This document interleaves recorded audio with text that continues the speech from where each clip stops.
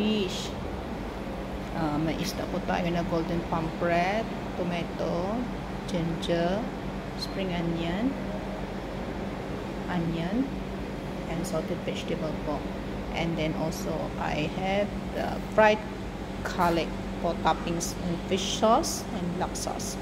Yan, nilagay ko na po yung isda na golden pomfret. Ilagay lang po natin lahat ng mga ingredients sa taas.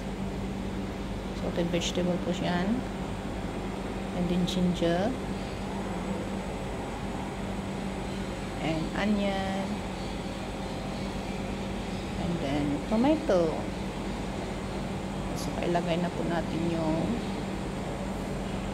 sauce po. Spring onion. Ayan po, fish sauce. Saka yung black sauce po. Yung water.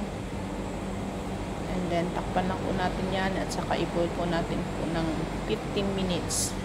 At saka bago po natin yan, ilaga o boil, lagyan po natin yung konting fried garlic na may oil para mas masarap po yung lasa niya. Yan po na. Yan, i-try natin kung luto na po siya.